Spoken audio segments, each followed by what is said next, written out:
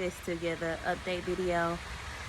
I am sitting by the pool, just relaxing and reading, one of my favorite things to do in the summer. But I want to give an update video on our testing phase of our IVF journey. It is the first phase that we had to complete, and we recently completed it. The results are not bad, but they're interesting. Honestly, it was kind of hard for me to share this part, and I knew that all of the information that I would share with you guys wasn't going to be positive, but it doesn't make it any easier just knowing that. But I wanted to share it. It's taken me a few days to process it with my family and with Antonio, but I'm gonna share it because I hope someone receives what they need from us sharing our story. So I'm looking down because I made a few notes because I want to make sure I review all of it. And I'll start with Antonio because everything checked out great with him. He had a lot of blood work done, and he also had to do a semen analysis, and everything turned out great for him.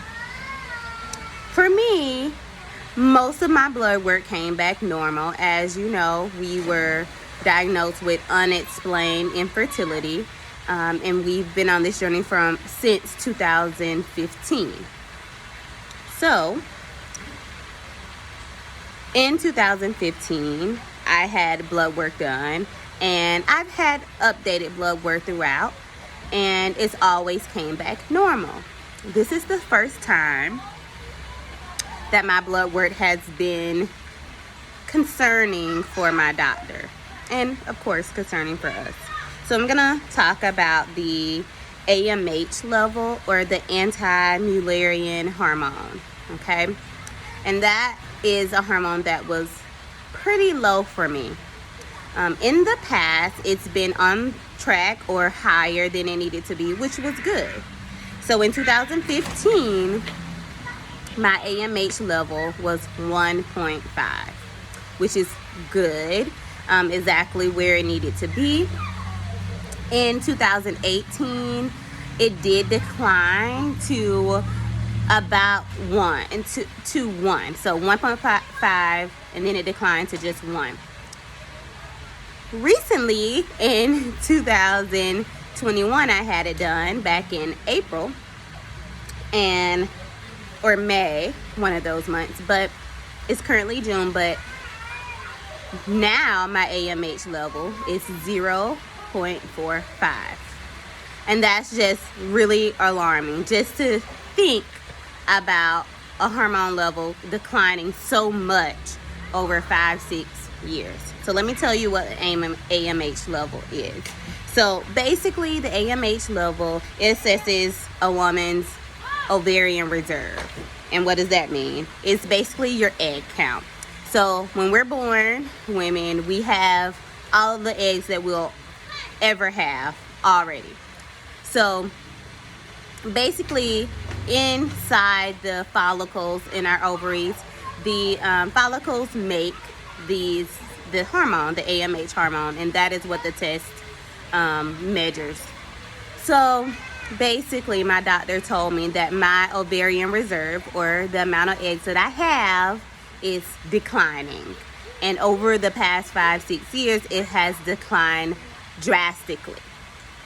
We don't know why. There is no, you can't make it better. That's just what you have. Not very good news for someone who's wanting to start a family, right? However, AMH levels do not indicate whether you will get pregnant or not. So that's the good part. Even through an IVF cycle, or through a regular pregnancy, natural pregnancy, it doesn't matter. Women who have high AMH levels average or low AMH level, they get pregnant the same rate, no matter what. What does that mean for me with IVF? It means that I may not have as many eggs as people my age when I am doing an IVF cycle. So let's say someone my age who's 31, they may have 15 eggs, and I may have 5 or 8. So of course, that's not what we wanted to hear, but it's not horrible news. We still will move forward with IVF. It's just not the news we wanted to have here. My doctor still thinks that we have a really good chance of bringing home a baby, but of course with IVF and any fertility treatment, nothing is 100%. God still has to be in the miracle working business, so we're gonna trust him and we're gonna pray and let him and lean on him. That's all that we can do. But IVF is never 100%. Nothing is 100% when it comes to fertility but God. So that's what we're leaning on. It's not great news, but it's not horrible news either. It's just not what I wanted to hear and not what I ever expected to hear, because we never had any issues as far as, any blood work coming back negative or, in a bad range. I also want to address the vitamin D issue. A lot of women have vitamin D deficiencies, and I am one of those women. That's not something new for me, but it seems to be lower for me now. So my doctor has almost doubled my dosage of that. So vitamin D is related to fertility and a lot of other issues, but that's something that I already knew, so that's not really news to me. But I hope you guys understand this. If you do not, please leave questions in the comments and I will answer it to the best of my ability and my knowledge. I am not an expert, but I am trying to understand everything that my doctor tells me. Please know that I ask a lot of questions. If you know me, you know that's true. I ask a lot of questions, and I just want to make sure, be an advocate for myself and, Antonio and our unborn baby that we hope to bring into the world next year. Okay? Well, take care, and I'll talk to you guys later.